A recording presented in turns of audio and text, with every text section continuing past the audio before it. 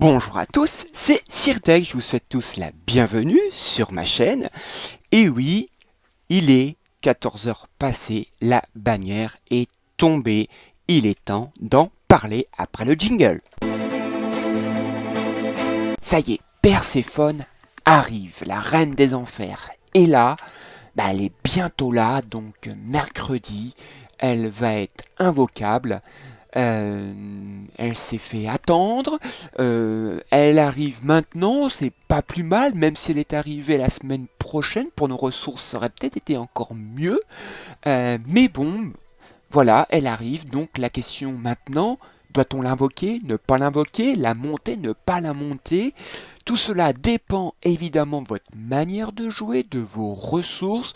La seule chose que je peux faire, c'est vous apporter le maximum d'éléments sur elle, des éléments que vous avez peut-être déjà dit, je vais peut-être vous répéter, ou des éléments que vous n'avez pas encore. Tout cela pour vous permettre de prendre cette grande décision de l'invoquer, de la monter ou pas. Allez, on y va. D'abord, Perséphone en chiffres, il faut savoir, c'est le 50e personnage du jeu. Dans la version chinoise, elle est bien classée, vous allez voir, elle est en T0, tiers 0, donc elle est très utilisée au Jamir de la version chinoise au mois de février. En chiffres, il faut savoir, elle a d'excellentes statistiques. En SS, c'est le premier personnage SS en point de vie, elle en a 26 000. Vous voyez, elle a une attaque, c'est très faible, 1082. Faudra prendre ça en compte, mais c'est pas très important. Mais dans les choix des Cosmos, ce sera quand même à prendre en compte. Niveau défense cosmique ou physique, elle est en A, un peu plus de 500. Et en vitesse 247, elle n'est pas très rapide, n'est pas lente non plus. Comme je vous disais, les joueurs chinois la placent très haut en ce qu'ils appellent tiers 0, en compagnie d'Artemis, Thanatos et Aldébaran GC. Pour eux, visiblement, c'est un personnage à avoir, un must-have, donc un personnage très important, mais on sait que nous jouons pas forcément comme les joueurs chinois. Alors, essayons un peu de décortiquer cette Perséphone.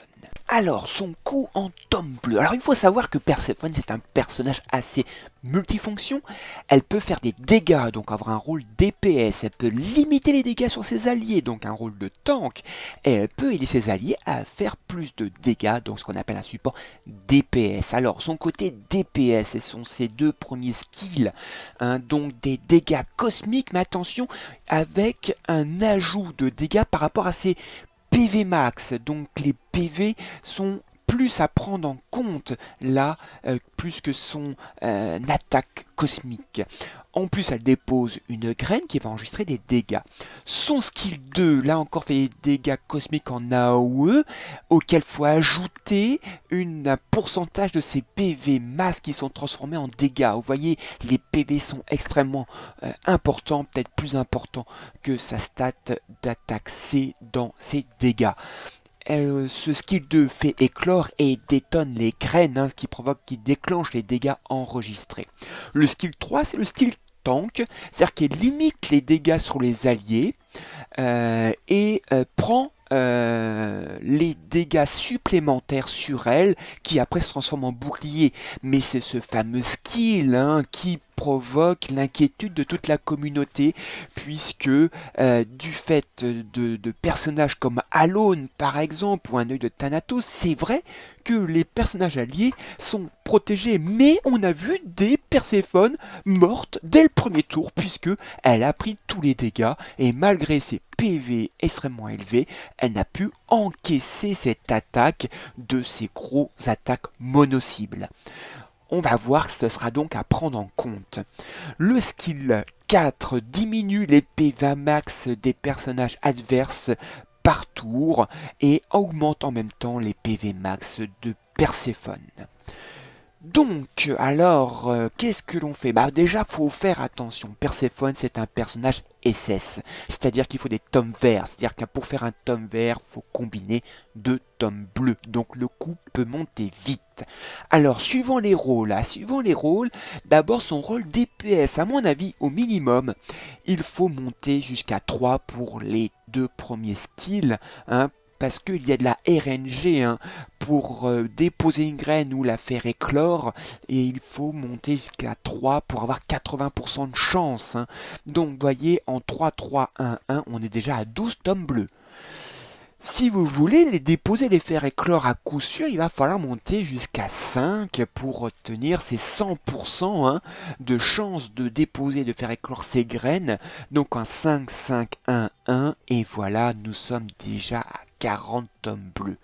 Alors son côté tank maintenant, moi je mettrai au moins jusqu'au niveau 4 pour que les personnages alliés n'aient pas plus de 25% de leur PV max en dégâts, hein. Ce qui fait donc 12 tomes bleus, mais un rôle de tank renforcé jusqu'au 5. Vos personnages alliés ne prendront pas plus de 20% de leur PV max en dégâts, mais attention, je vous rappelle que le surplus de dégâts, c'est Perséphone qui les prend, hein. Mais du coup, ça fait du 1-1-5-1 et 20 tomes bleus.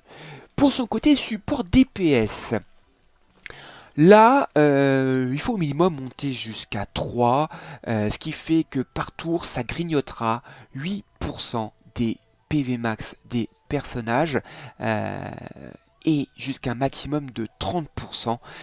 Donc ça nous fait un 1-1-1-3, ce qui représente 6 tomes bleus.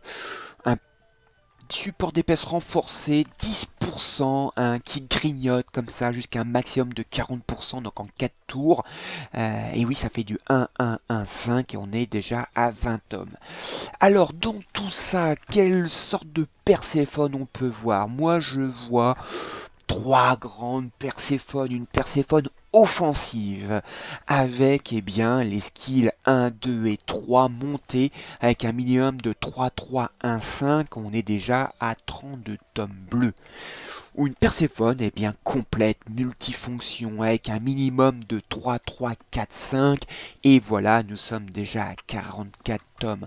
Alors évidemment, on peut monter ces différents skills, arriver jusqu'à la Perséphone de baleine, hein, en 5, 5, 5, 5 et 80 tomes bleus. Voilà les choses que je pouvais vous donner, ces informations sur son coût en tome bleu. Évidemment, ça dépend de votre manière de jouer et de vos ressources. Maintenant, quel Cosmo? Eh bien, les Cosmos, ça dépend évidemment du rôle que vous allez donner à votre Perséphone. D'abord, si on fait une Perséphone offensive. En solaire, eh bien, comme je vous l'ai dit, hein, les dégâts, il y a des dégâts cosmiques, mais avec une part de ces PV max, hein. Donc les PV sont extrêmement importants. Un œil d'aigle me semble fort intéressant parce que s'il apporte l'attaque C, en points, en flat, et il donne 10% de PV si vous avez les 3. Donc 10% de PV sur une SS qui a des stats de 26 000 de PV. Là, ça commence à être intéressant. En substat, eh bien là, PV, PV, PV, PV, ça me semble indispensable, le maximum de PV que vous pouvez avoir, et surtout du PV en pourcentage si vous le pouvez. Si vous faites de l'attaque C, n'oubliez pas, attaque C en flat, puisque l'attaque C en pourcentage n'est pas intéressant vu son chiffre d'attaque C. Et de la vitesse, parce qu'il va falloir, à mon sens, déposer des graines le plus rapidement possible.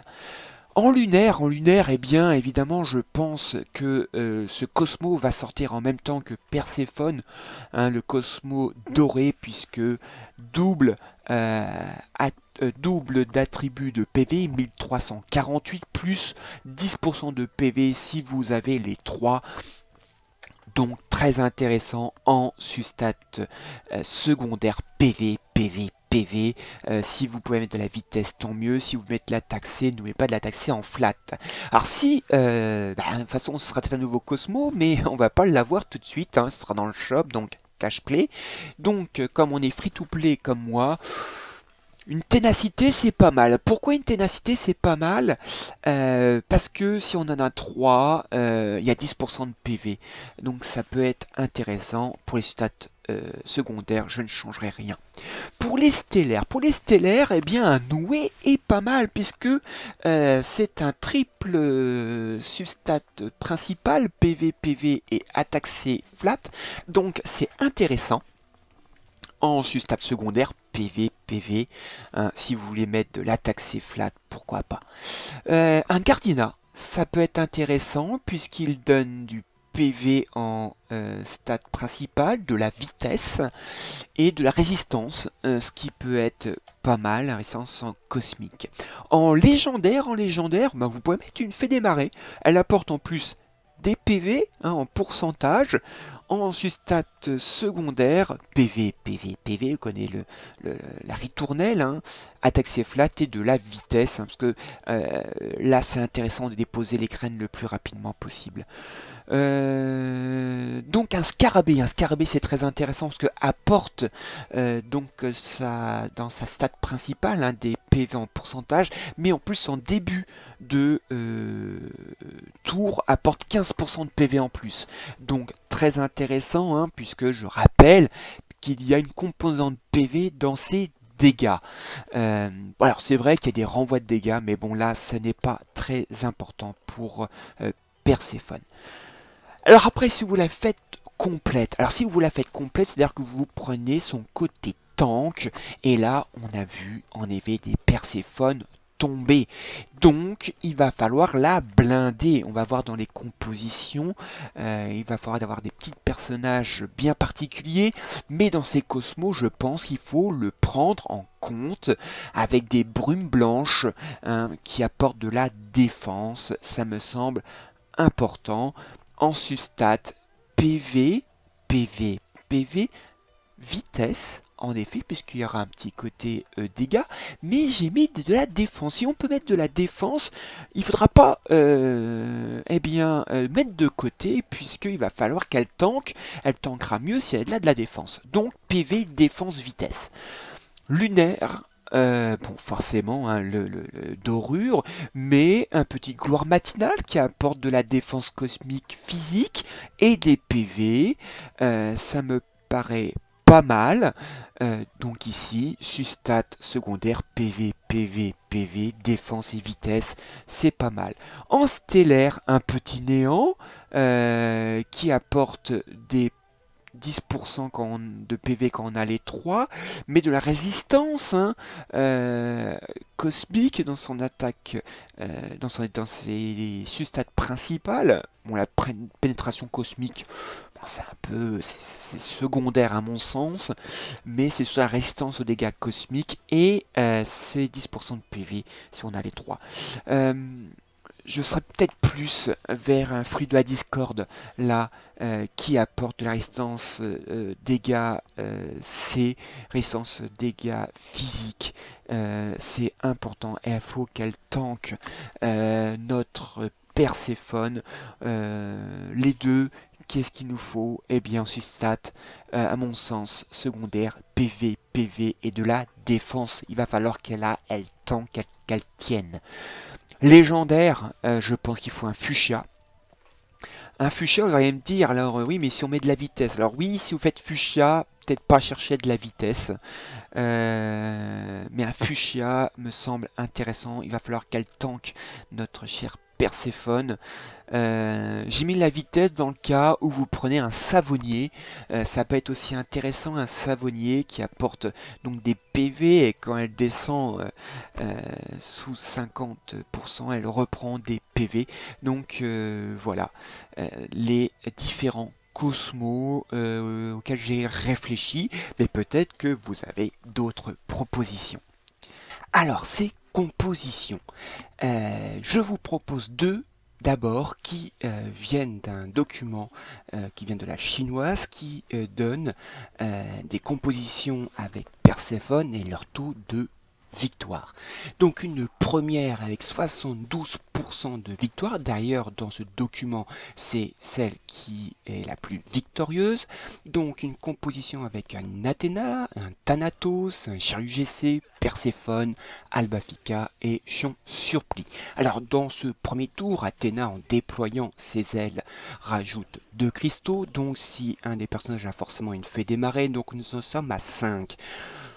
Thanatos peut même faire son coup à 2 cristaux, puis Shiryu a ses 3 cristaux pour faire ses protections à la fois sur Thanatos et sur Perséphone. Perséphone peut poser une graine, Albafica dépose des poisons et enfin Chion surplis peut protéger Perséphone. On voit ici un Chion surplis qui doit protéger Perséphone puisque comme je vous l'ai dit, son skill 3 est très intéressant, mais comme elle va prendre beaucoup de dégâts de ses alliés, il va falloir la protéger. Ensuite, une deuxième, un peu atypique je trouve, qui a pourtant un fort taux de victoire, 69%. Pourtant, j'ai un petit problème de compréhension de son fonctionnement. Puisque nous avons un Orphée RC, une Athéna, Thanatos, Perséphone, Chion surplis et une Pandore Trident. Alors, soit le joueur lance la sérénade avec Orphée, soit il fait une calamité avec Pandore Trident. Il ne peut pas faire les deux à mon sens, puisque si on a une fée des marées sur un des personnages, nous commençons donc à 3 cristaux. Si Orphée fait sa sérénade, il ne reste plus qu'un. Athéna déploie ses ailes, on a de nouveau 3. Thanatos fait un coup blanc, pose son œil, pas de problème. Perséphone dépose une graine, pas de problème. Chion surplis va forcément, je pense, mettre son bouclier sur Perséphone. Mais là, il en manque un cristal. Il manque un cristal pour mettre donc une calamité, il me semble. Alors à moins que vous voyez où j'ai oublié, mais je ne vois pas. Soit on lance le Orphée, soit on privilégie la Pandore Trident. Ensuite, moi je vous propose voilà, une composition de ma propre réflexion avec une Athéna, un Chion surplis, un Chenades, une Perséphone, un Shiryu et un Milo-GC. Alors voilà comment je vois les choses. Donc je mettrai la fée des marées soit sur le Chion surplis, soit sur la Athéna. Donc la Athéna déploie ses ailes, donc on a 5 cristaux. Le Chion surplis met son bouclier tout de suite sur Perséphone. Là, on a un Chenades que j'ai RC, donc je conseille d'être RC pour bien tanker. Et comme on a 3 cristaux, plus les 2 d'Athéna, ça fait 5. Donc un des cristals est pris pour doubler la Perséphone, qui ainsi va pouvoir mettre 2 graines. Nous avons encore 4 cristaux. Shiryu peut faire sa protection sur Perséphone et sur Milo-GC. Le Milo-GC, je le mettrai en roc et en plus il a un cristal, donc on peut espérer qu'il fasse plusieurs coups. Voilà ma team que j'ai en tête actuellement, mais on peut évidemment imaginer d'autres personnages. On peut remplacer le Milo-GC par un Albafica par exemple. On peut remplacer le Chion surplis par un Shun GC aussi. Ça peut être tout à fait être intéressant. Bien, donc voilà les compositions que je vous propose, mais n'hésitez pas à mettre dans les commentaires les compositions auxquelles vous avez imaginé si jamais vous voulez avoir Perséphone et que vous avez compté la montée. Donc j'espère que cette vidéo vous a plu, qu'elle vous a apporté suffisamment d'éléments de réflexion pour vous décider soit à l'invoquer, soit ou aussi et la montée. Voilà. Sur ce, je vous souhaite à tous un bon jeu, amusez-vous bien et à la prochaine fois. Et salut!